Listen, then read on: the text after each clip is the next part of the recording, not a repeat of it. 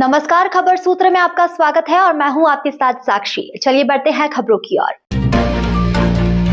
आजाद नगर में 4 दिन पहले हुए विवाद के बाद रास्ते में रोककर विवाद किया गया और फिर धारदार हथियार से हमला करते हुए मौत के घाट उतार दिया गया। मामले में पुलिस ने 2 युवकों के साथ 2 नाबालिग को अभिरक्षा में लेकर हत्या की वारदात का खुलासा किया है। डीसीपी कृष्णालाल चंदानी के मुताबिक मृत नीरज उर्फ निर्भय अपने दोस्त के साथ पैदल घर की ओर जा रहा था।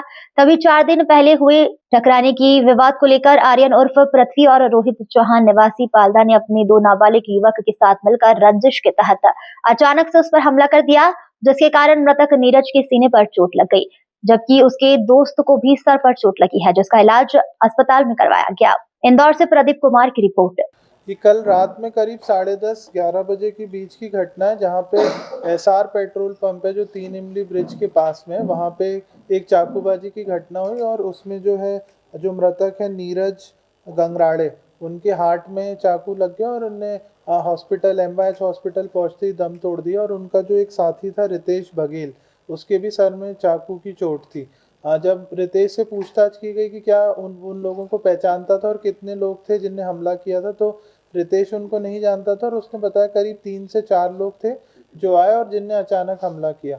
उसके बाद स्पॉट पे गए और देर रात्रि स्पॉट के कैमरे दिखवाए गए और फिर मुखबिर तंत्र को एक्टिवेट किया गया आरोपियों को आइडेंटिफाई कराने के लिए। तो करीब 1-1.5 घंटे में हमारे 1-2 आरोपी आइडेंटिफाई हो गए थे और एक जो बाल अपचारी है, जो प्रमुख आरोपी है, उसको पुलिस ने राउंड अप कर लिया था। फिर जब बाल अपचारी जो विधि विवादित किशोर है, जब उससे पूछा गया कि घटना का कारण क्या था, तो उसने ये बताया कि 3-4 दिन पहले उसी रोड पे जो मृतक है उसने बाल अपचारी को थप्पड़ मार दिए थे। जो मृतक था उस समय शराब के नशे में था और आज दोबारा वो मृतक से उसका आमना सामना हो गया। तो उसने जो 4 दिन पहले घटना हुई थी, जो उसकी मारपीट हुई थी, उसका उसने बदला लेने का सोचा और अपने घर के रहने वाले आसपास के 3-4 लोगों को बुला लिया उसने और वो चाकू लेके आया और इनने अचानक उन पे हमला कर दिया। तो दोनों पे चाकू से हमला हुआ। नीरज के हृदय में जो चाकू का वार था, जिस वजह से वो सस्टेन नहीं कर पाया।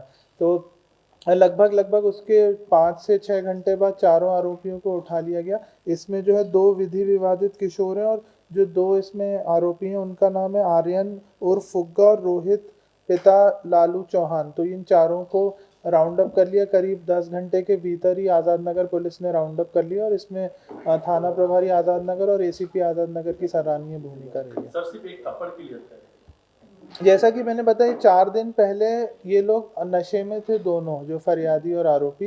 तो जो क्योंकि ये बाल अपचारी था तो ये छोटा पड़ गया, तो इसको कुछ थप्पड़ मार दिए गए थे।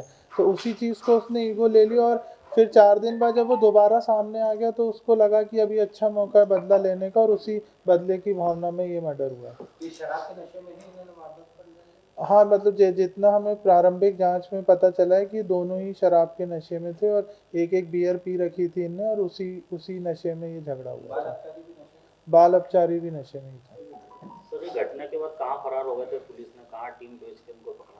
घटना के बाद एक बाल अपचारी जो विधि विवादित किशोर था उसको उसके घर से ही राउंड अप कर लिया गया था 2 घंटे बाद। उसके बाद ये जो 3 आरोपी थे ये लोग आष्टा देवास की तरफ चले गए थे। फिर उसके बाद मुखबिरी लगाई गई और टीमें रवाना की गई और फिर इनको जो है आष्टा और देवास के बीच से राउंड अप करके लेके आई इंदौर पुलिस। ठीक है, धन्यवाद।